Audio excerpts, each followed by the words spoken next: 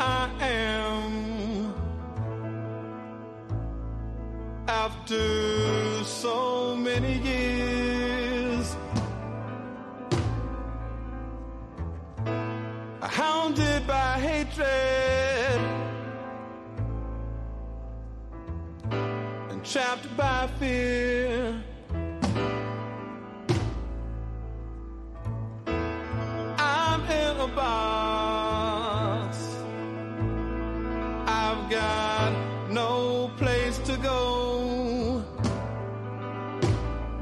If I follow my mind, I know I slaughter my own. Help me, I'm the prisoner. Won't you hear my plea? I need somebody, yeah, to listen to me. I beg you, brothers and sisters, I'm counting on you, yeah.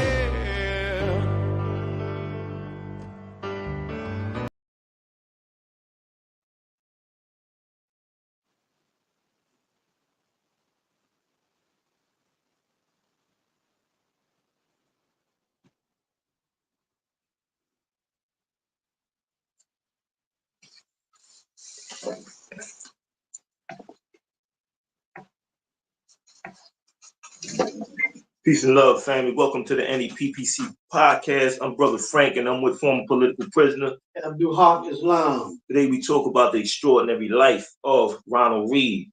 Who is Ronald Reed? Why should we talk about Ronald Reed? And what's the importance of keeping people like him alive in terms of physically and politically, right? Because political prisoners should not die in prison. And that's determined to us as far as when they're going to come out and if they're going to come out. Is how well we are organizing our people. And to do that, we have to raise their consciousness. So that is what today's episode is about. Who is Ronald Reed? And, why should we talk about it? First and foremost, before we even start, we want to give condolences to the family of the innocent brother who was killed, executed. What's the brother's name? Lucilius Williams. Right, so we send our condolences to his family, to all those who fought hard to save his life. Day for yesterday. So, with heartfelt condolence and sympathy. But beyond that, we got to express solidarity because he's not going to be the last one if we don't fight hard enough, right? And that means that we got to commit ourselves more. Some of us probably getting tired of going through the same thing. But, this is a casualty of war, right? We are engaged in a war of ideas, and a war of ideas is very real. And unless we sharpen our understanding about what's happening and commit ourselves even more to our liberation struggle, our right to self-determination, we're gonna be forced with more of these casualties.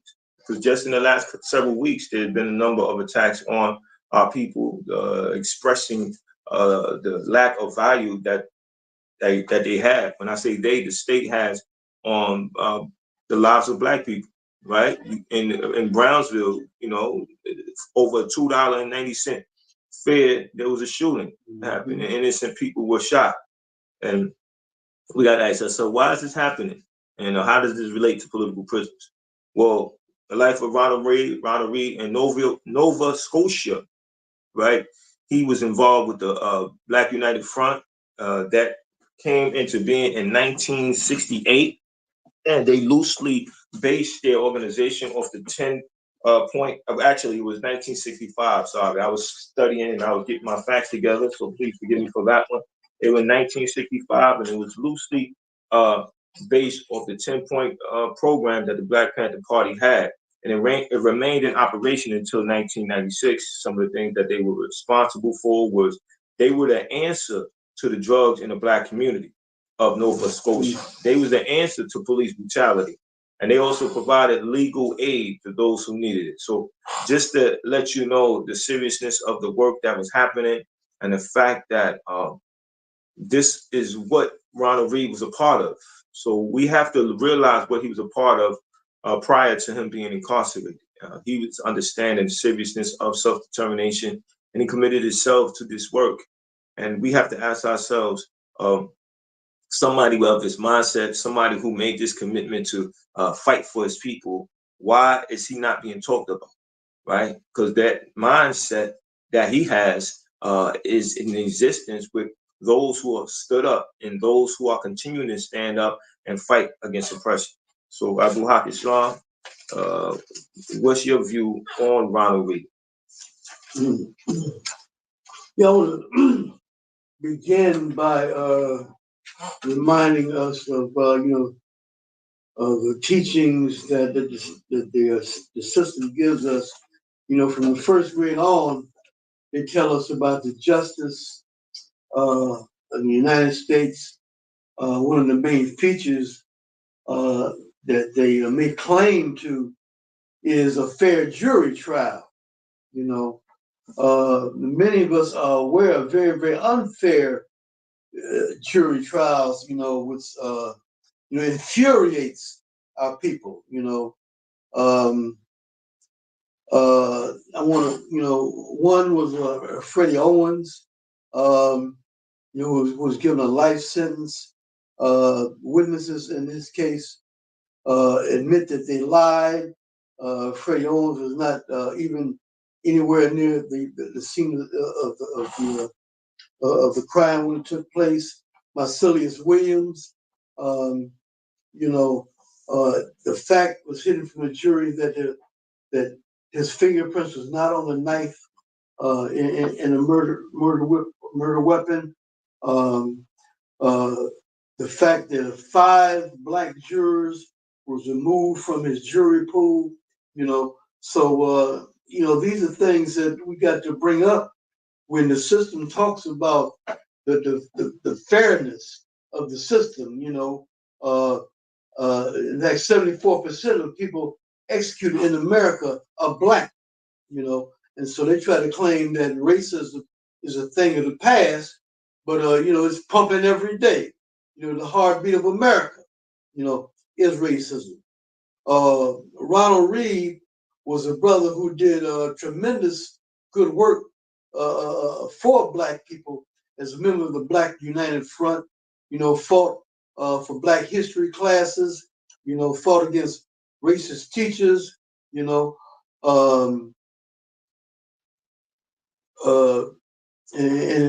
Engaged in mightily in the educational process. We put these glasses on. So the brother was very active. So as you continue, you find out where you left off at. I just want to let our viewers understand the importance and the power of what this brother was actually doing, and the fact that he should be mentioned when we start talking about organizing. He gave us a model, just like he and the organization he was with had a model to follow. There's a very important, powerful book that I recommend people to read.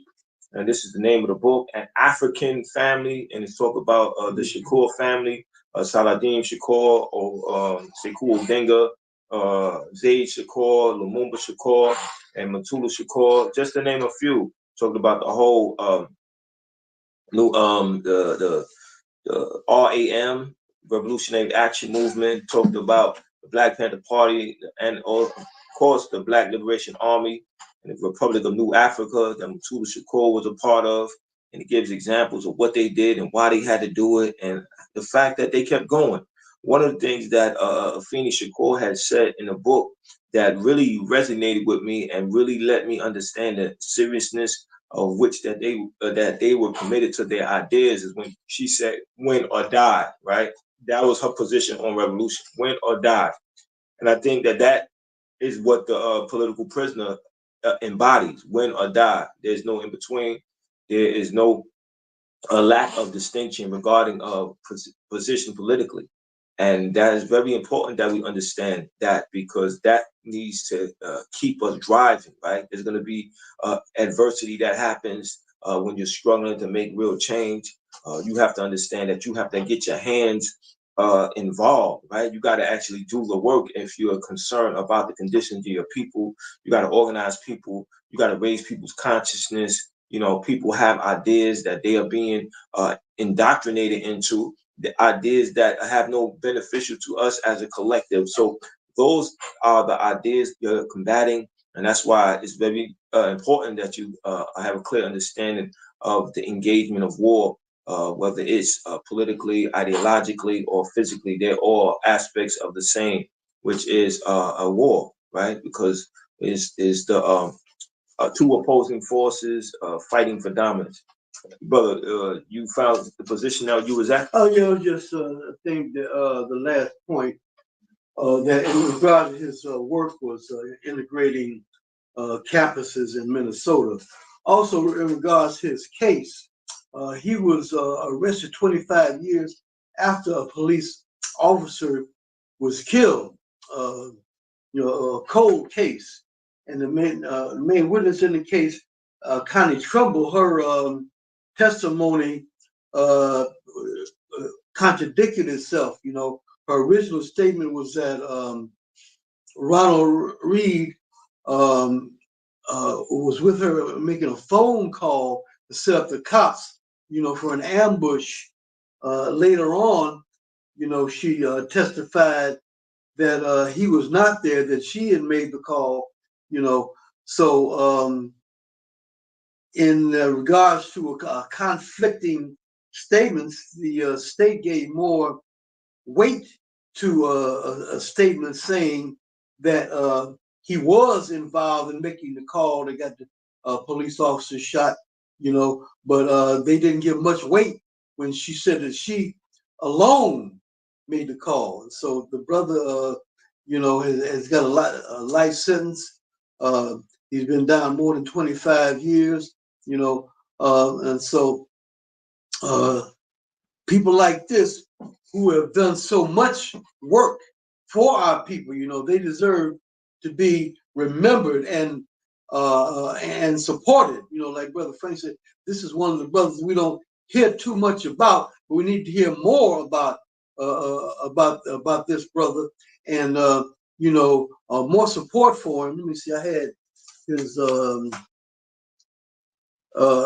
I'll get that later. His mailing address. You know, if you want to write. Where did that book go? But in the meantime, you know, you can contact me at 347-679-3936. Again, that's 347-679-3936. I can get you that information on where you can write to him at, because it's very important that we write to our political prisoners. They should not die in prison, and they should not be forgotten. The only way we're not going to be able to forget about our political prisoners is to write them, is to let people know that they are around, is to have conversations like the one that we're having on this platform about them, organize visits for them. If you can't do it yourself, maybe you could make some level of contribution so that the family can go see them, because depending on where they at, it could be very hard, very serious inconvenience for the family to have transportation to visit them. And I know that a visit and from a prison, to a prisoner from their loved ones is very uplifting. So we have to keep that in mind. You know, before you know it, the holidays will be here, and I can only imagine what a political prisoner is going through in terms of it being the 10th or the 20th or the 30th holiday time that they haven't been with their family. So we got to keep that in mind. So it's whatever you can do. No form of commitment or no form of support is too small, and no form of support is too great. But I'm the type of person that always tells people and always encouraging people to challenge yourself to do more, right? If you wrote a letter this month or this week, then write 2 more the following week. If you posted something one day, maybe post something 2 days. And if you posted something regarding political prisoner 1 day out of the month, maybe challenge yourself to do it 2 times out of the month. What I'm saying is that this practice, this method in which you are involved in the struggle to free political prisoners will help you understand that your role is not insignificant. In fact, it is significant, because we need all the support that we can get, and everybody's contribution can help and amplify the idea of political prisoners and the fact that they should not be forgotten or die in prison. But the brother Ronald Reed, right? He made that commitment to struggling for his people. Just imagine what his mind state was when he decided that he was going to be involved in organizing. And just imagine how fed up that him and members of the Black United Front was when they decided that they were going to commit themselves to having their own community police force. Excuse me, brother. Go ahead, brother. Yeah, I had his contact information on it. The thing went black, but I got it again. Here it is. Folks, will write him as Ronald Reed, number 219531. I'll repeat that. Ronald REED, number 219531, Minnesota Correctional Facility, Lino Lakes, Lino Lakes, Lino Lakes, 7525 4th Avenue, Lino Lakes, Minnesota, 55014. All right. So that's his contact information, you know, and the brother, you know, I know when I was in prison, you know, it was made me feel very, very good. In fact, I got a little freedom, you know, through letters, you know, people writing, you know, showing their love, you know. So write to brother, you know, the brother been down a long time, you know, very unjust legal proceedings got him there. You know, people betrayal by by some of our people, you know. So write to the brother, lift his spirits, you know, and you know, fight for his freedom, Black Power. Absolutely, and we all can do something, right? You go out of a church, you can have your church do like a workshop. If you need help doing that, then I'll be more than happy to come to wherever you're at. If you happen to be in the 5 boroughs, if you're beyond that, then we have to talk about making arrangements for having me and possibly Abdul Haq Islam come to your area and talk about having a workshop and talk about what it means for us to actually be doing that as a community, as a group of people who understand what the sacrifices and the commitments that political prisoners have regarding our right to self-determination, regarding our very survival. Because just like I said, you know, we win or die, right? And the attack is ongoing. So we have to fight back. We have to put up resistance. I was part of the press conference in Brownsville in which December 12th Movement, Power, and the Elite Learning Group, pardon me if I said their name wrong, but they out of Brownsville, and they were at the press conference. And after the press conference, the brother said, you know, this ain't enough. And I agree with him, right? You have to do more than just having a press conference. You have to do some more serious organizing. But that is a form of resistance, and that resistance have to be amplified. It have to win other people over. It had to let other people who are not involved understand that they are a group of people that have a serious problem with that. And they're a group of people that you need to ask them, what can I do? How can I participate? How can I contribute to the advancement of this idea that people of African descent are not accepting the mistreatment of them, that there is a value on our lives, and we determine that value, and we're going to protect that value, and we're going to do it by any means necessary, right? We're going to be disciplined, we're going to be focused, but most importantly, we're going to be committed, and we're not going to be afraid to sacrifice, right? When I talk about sacrifice, I'm talking about, you know, time. I'm talking about, you know, your physical body, right? You have to actually be there. You have to barricade a certain location that is valuable to you, right? It might be a place where out-of-state people or people who are not from that community want to take over, and now you have to resist at that level because you know that this property has served the community for quite some time. I just think about in my childhood when we had Boys Club in the Lower East Side, you had one on 10th Street and one on P.P.C. Street. The one on P.P.C. Street is no longer there. So community has been deprived of a certain resource because it lacked to organize, or those who are supposed to advocate for the interests of a community decided that position that they were elected to do can be compromised or negotiated. And that's an idea, or that is an idea that we need to attack, we need to organize against. We need to identify our friends and identify our enemies and deal with them accordingly, right? We have to be very clear about that because that's how serious this is, right?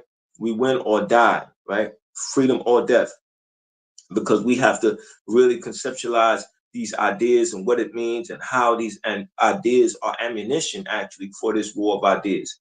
And we have to look at the lives of those who come in behind us. So when we talk about Ronald Reed and we talk about that community in Nova Scotia, that Black community that needed to be protected, just imagine what was happening prior to the Black United Front organizing, prior to them having their own police community, police force to deal with the issues of police brutality, lack of them not having people who look like them educating their community. Just imagine what was going on during that time, right? There were forms of resistance taking place at different times in different areas, and that was dealing with the same issue, because right around the time that they were organizing for community control of those who were educating their children in that area, you have Ocean Hill, Brownsville. You have people who have said, okay, the community, who are parents of students in this particular school, want people who look like us teaching our children, right? Because they relate to our children differently. They understand the struggles and the conditions of our children, and we want them to be teaching them, because we know that we have an investment on our child's future, and we want those who share that same viewpoint to be right there steering the educational process of our children. Brother, when you think about what the Black United Front was doing from that time, from 1965 all the way to 1996, just imagine what they were doing. And just as I laid out a number of things, what's the significance of that work? That's very, very valuable work, This is work to improve the lives and to save the lives of our people, When we look at what happens when racists and white supremacists control education, control media, they will tell you that you ain't nothing, that you are subhuman, you are inferior, have people walking around here hating themselves, killing each other, hating their own race, we have great teachings in Black history. For example, it tells us of the greatness of our people, the honor of our people. It puts a spark in us. Fills us with pride, self-love. Which produces beneficial behavior. Behavior that is life-saving, that enhances us, that makes us grow, that makes us advance. It pushes us forward. This is very, very valuable teaching. Coming against racist teachers. Teachers. Who hate our guts, who hate the students that are sitting in front of us, in front of them, and fill them with all type of demeaning ideas. To make them feel bad. To deny them the truth of the honor and the greatness of our history, our great accomplishments. For example, of us bringing the Europeans out of the Dark Ages. It's teachers like this, you understand, that can motivate us, to move us forward, to move us to greater heights of excellence. You cannot aspire to excellence, when you are told that you ain't nothing. You gotta be told that you something, that you have a great past, that you are a beautiful people, and this, produces a beautiful behavior, worthwhile, powerful behavior, which produces power in our people. I don't care if the enemy likes it or don't like it. We're gonna push this, and this is our work, and we're gonna continue, the type of work that Ronald Reed was engaged in, and I can't see none but success ahead, with this type of teaching. The enemy can try to strike it down if you want to, but we're too strong. We're gonna stand up, and we're gonna parry all the blows, and tell the truth. We're gonna tell the truth to our youth. Absolutely, man, because that's what we have obligation to do. Because the truth was told to us. Malcolm told us the truth. Yeah. Martin Luther King told us the truth. Nat Turner told us the truth. Sojourner Truth told us the truth.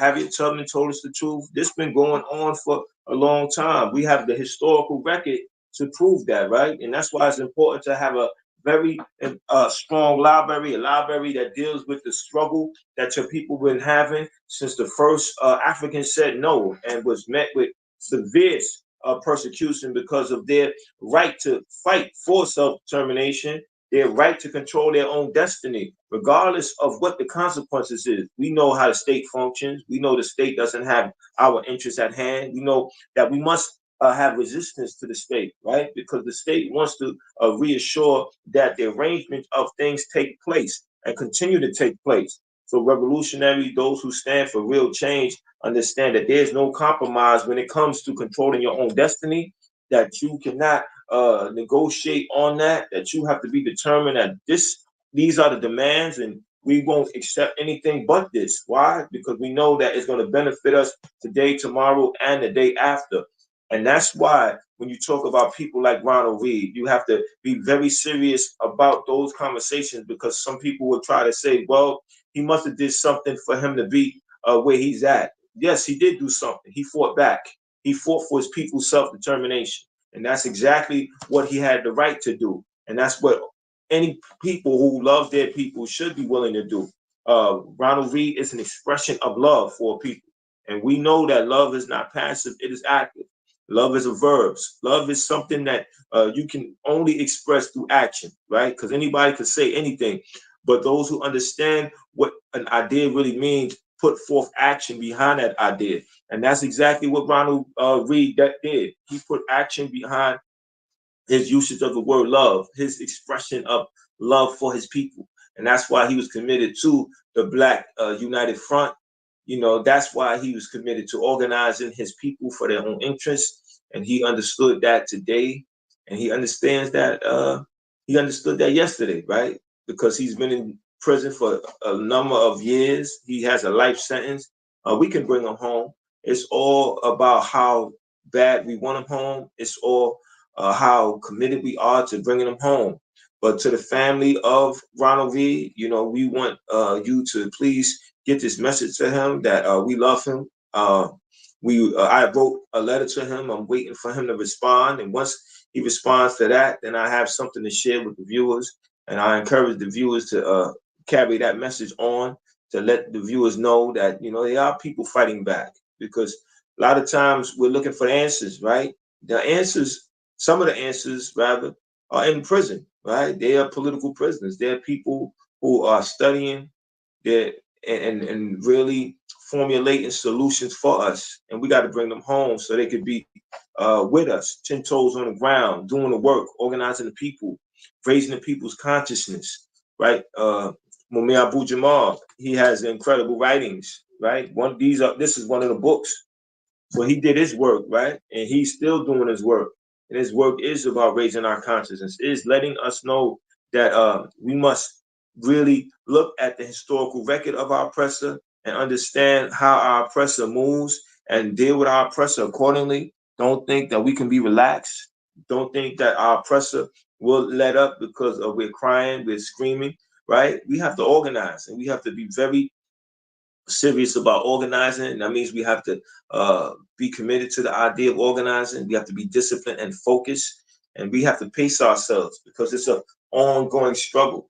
It's work after work after work. Because while I'm reading this book, The African Family, and it talks about what the Black Panther Party had to endure with with COINTELPRO. For those who don't know, that's the counterintelligence program that was spearheaded by J. Edgar Hoover, the FBI, the director of the FBI at that time. And he was primarily targeting the Black Panther Party. In fact, there was about 298 pages specifically on the Black Panther Party in those documents. So we have to look at how fierce that attack was.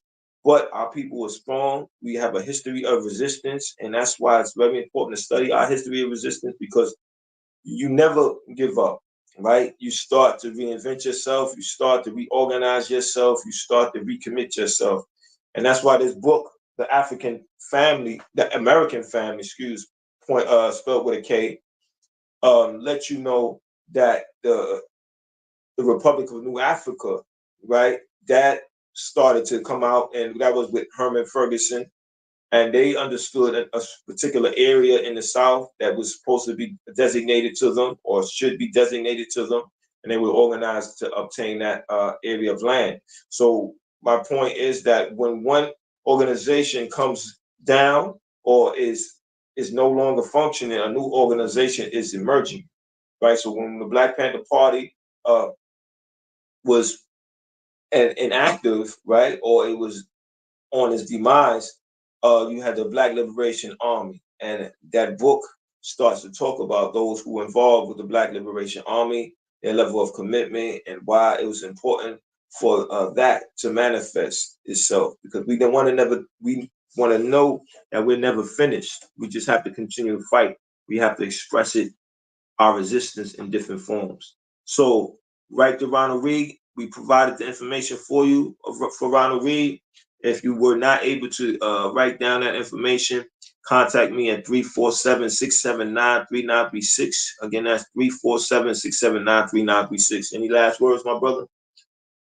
No, just we got to appreciate those who fought to keep us alive, and through fighting for them, we fight for our own lives, and as a appreciative and a decent and a loving people, we must share that love that those who fought for us, and this political prisoners issue, must become a priority issue. It's important to us as the air we breathe, as the water we drink. These humans that express their humanity and kept us alive. Keep up the fight. Multiply our efforts to free our political prisoners. What's called free them all.